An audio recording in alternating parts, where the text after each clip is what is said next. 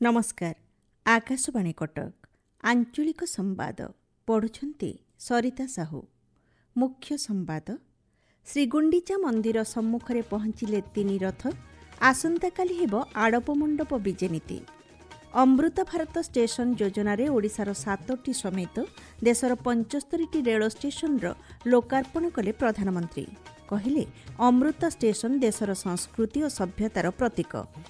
SSG द्वारा परिचालित कृषि उद्योग को सुदृढ़ करने लक्ष्य बुझामणापत्र स्वाक्षरित एवं लघुचापर प्रभाव में 15टी जिले में वर्षा हेबा नहीं सतर्क सूचना जारी।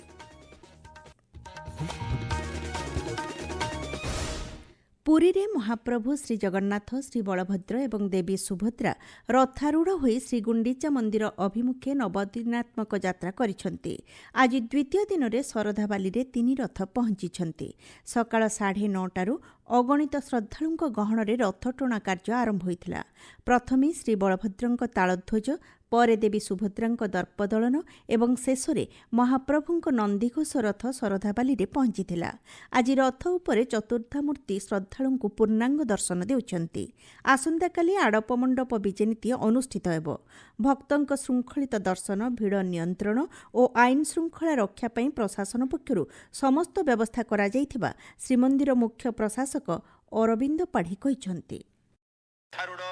विग्रह मान दर्शन करेंगे सब श्रद्धालु भक्त एवं आसंता काली जेतु संध्यारे आड़प मंडप पहंडी विजे हम तापाई प्रस्तुति आरंभ है। गत वर्ष आड़प मंडप पहंडी विजे थिला से दिन सकाळु अघटन होता ताकू आखि आगे रखी सुरक्षा बाहिनी मुतयन कहतु मजिस्ट्रेट बा अधिकारी मानकर सुरक्षा दायित्व कहतु तापाई आमे प्रत्यक्ष भाव में जिलापाल आमे एवं अन्य वरिष्ठ पुलिस अधिकारी तदारख करुछंती। प्रधानमंत्री आज अमृत भारत स्टेशन योजन पुनः विकसित 75टी रेल स्टेशन लोकार्पण करिसेंती। एथिरे ओडिशार 7टी रेल स्टेशन रही। पंजाबर जलंधर ठारू एक स्वतंत्र कार्यक्रम आभासी माध्यम स्टेशन गुड़िकर लोकार्पण अवसर में प्रधानमंत्री नरेंद्र मोदी कहिसेंती अमृत स्टेशन देशर संस्कृति और सभ्यतार प्रतीक। वर्तमान देशव्यापी 1300 ऊर्ध्व रेल स्टेशन गुड़िकर अमृत भारत योजन आधुनिकीकरण करा जाउछि। सेथिमध्यरु आज 75टी स्टेशन शुभारंभ होइछि। श्री मोदी कहिसेंती ए रेल स्टेशन गुड़िक यातायात को सुगम करने सह व्यवसायर माध्यम मध्य पलटिछि। एथिरे कारीगर, स्वयं सहायक गोष्ठी आदि उत्पादित सामग्री को बिक्री बटा पई स्थान दिया जाइछि। आज पूरे देश में रेलवे स्टेशनों का कायाकल्प किया जा रहा है। अमृत भारत स्टेशन स्कीम के तहत 1300 से ज्यादा रेलवे स्टेशन को आधुनिक बनाया जा रहा है और इनमें से कई स्टेशन पर काम पूरा हो चुका है। आज ऐसे ही 75 स्टेशन का लोकार्पण किया गया है। वाकई हमारा देश विकसित राष्ट्र बनने की ओर बढ़ रहा है। आज राज्यर बलांगीर, बरपाली, केसिंगा, तालचेर, बारिपदा, विमलगढ़ एवं पारलाखेमुंडी रेल स्टेशन उद्घाटित होइछि। एथिपई 109 कोटी टंका खर्च होइछि। यात्रींक सुविधा पई नूतन स्टेशन भवन निर्माण करा जिबा सह गाड़ी चलाचल नियंत्रण पई प्रवेश पत्र को प्रशस्त करा जाइछि। आरामदायक यात्रा पई प्लाटफर्म गुड़िकरे उन्नत आश्रयस्थली, अत्याधुनिक अपेक्षागृह, स्वच्छ शौचालय एवं डिजिटल यात्री सूचना फलक लगा जाइछि। प्रत्येक स्टेशन रे ओडिशार समृद्ध संस्कृति, हस्ततंत्र, पारंपरिक शिल्प और आदिवासी कला को चित्रित करा जाइछि। एहा पूर्व प्रधानमंत्री आज हरियाणार जिंद रेल स्टेशन रु देशर प्रथम हाइड्रोजेन चालित ट्रेन चलाचलर शुभारंभ करथिले। अमृत भारत स्टेशन योजन बरगड़ जिलार बरपालीर अत्याधुनिक स्टेशन उद्घाटित हो जाइछि। कार्यक्रम में सांसद प्रदीप पुरोहित, पद्मश्री भागवत प्रधान, जिलापाल आदित्य गोयल प्रमुख उपस्थित थिले। 22 कोटी टंका व्यय निर्मित ଏହି ଷ୍ଟେସନରେ ଯାତ୍ରୀମାନଙ୍କ ପାଇଁ ପ୍ରତୀକ୍ଷାଳୟ, ପାନୀୟ ଜଳ ବ୍ୟବସ୍ଥା, ଅତ୍ୟାଧୁନିକ ଶୌଚାଳୟ, ଡିଜିଟାଲ ସୂଚନା ବୋର୍ଡ ଓ ଫୁଟ ଓଭରବ୍ରିଜ୍ ସୁବିଧା ରହିଛି।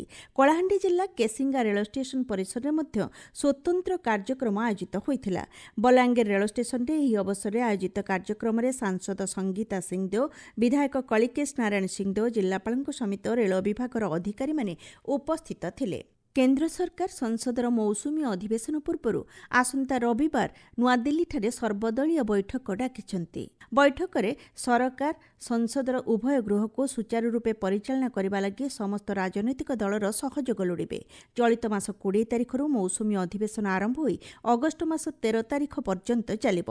आयकर संशोधन बिल 2026, सुप्रीमकोर्ट विचारपति संख्या संशोधित बिल, जन्म और मृत्यु निबंधन संशोधित बिल, लघु क्षुद्र और मध्यम उद्योग विकास बिल और FCRA एवं विकसित भारत शिक्षा अधिष्ठान बिल उपरे आलोचना हेबानी सरकारक पक्षरु जणा जायछि। आपण माने आंचलिक संवाद शुणुचंती आकाशवाणी कटक केन्द्ररो। राज्य में महिला स्वयं सहायक गोष्ठी सदस्यों द्वारा परिचालित कृषि उद्योग को अधिक सुदृढ़ करने और सेमानक जीविकार स्थायी उन्नति आनिबा लक्ष्य आज भुवनेश्वर मिशन शक्ति विभाग और अंतर्जातीय कृषि अनुसंधान संस्था इक्रिसाट मध्य एक बुझामणा पत्र स्वाक्षरित होईछि। कार्यक्रम में विभागीय शासन सचिव मानसी निम्बाल जोगदे कहिसेंति वर्तमान जलवायु परिवर्तन जनित आह्वान को सामना करने महिला कृषक मानकु आधुनिक ज्ञानकौशल वैज्ञानिक प्रजुक्ति और बजार संयोग अत्यंत जरूरी। एही पदक्षेप द्वारा महिला मानकु स्वावलंबी करने सहित लक्षपति दीदी विकसित भारत और विकसित ओडिशा लक्ष्य हासिल दिगरे एक माइलखुंट साब्यस्त हेब। एहा अधीन विभिन्न जिल्ला रे भिन्न भिन्न कृषि आधारित प्रकल्प निर्माण कराजिबो, जहा लक्षाधिक SSG सदस्यଙ୍କୁ कृषि क्षेत्र में अधिक सक्षम करिबो। भुवनेश्वर स्थित अखिल भारत आयुर्विज्ञान संस्थान एम्स आसंताकाली तार 6ठ समावर्तन उत्सव पालन करिबो। एथिरे केंद्र स्वास्थ्य और परिवार कल्याण राष्ट्रमंत्री अनुप्रिया पटेल मुख्य अतिथि भाव जोग देबार कार्यक्रम रहिछि। समावर्तन उत्सव में मोट 684 जन छात्र छात्री को डिग्री प्रदान कराजिबो। श्रेष्ठ शिक्षागत प्रदर्शन पर 32 जन मेधावी छात्र छात्री को 61टी स्वर्ण पदक प्रदान कराजिबो। एम्स कार्यनिर्वाही निर्देशक डॉ आशुतोष विश्वास कहिसेंति उन्नत रोगी सेवा प्रति यार प्रतिबद्धता को आहुरी सुदृढ़ कर संप्रति शिशु शल्य चिकित्सा विभाग अधीन एक उत्सर्गीकृत नवजात शल्य चिकित्सा यूनिट ICU प्रतिष्ठा कराजिबो। कार्यक्रम में राज्य स्वास्थ्य और परिवार कल्याण मंत्री डॉ मुकेश महालिंग एवं सांसद अपराजिता षडंगी जोगदेबे बोली जଣାपड़िछि। विकसित भारत विकसित ओडिशा गठन पर जातीय शिक्षानीति अनुଯାयी शिक्षा व्यवस्था रे परिवर्तन आवश्यक एवं एही परिवर्तन ही आगामी भविष्य में निर्णायक मोड़ नहीं पारिबो बोली विद्यालय और गणशिक्षा मंत्री नित्यानंद गंड कहिसेंति। नवरंगपुर आज एक शिक्षानुष्ठान कार्यक्रम में जोगदेवा अवसर में मंत्री कहिसेंति जिला शिक्षा और प्रशिक्षण प्रतिष्ठान राज्य में गुणात्मक प्राथमिक शिक्षा को अधिक प्रभावशाली करुछि। एही अवसर में अनुष्ठान मुखपत्र सामुकार उन्मोचन करा जायथिला। मृत्तिका संरक्षण और जल विभाजिका विकास विभाग निर्देशक सुब्रत कुमार पंडा 2 दिनिया नुआपड़ा जिला गस्तरे जाई खड़ियाल ब्लॉक रे विभिन्न उन्नयनमूलक प्रकल्प परिदर्शन करिसेंति।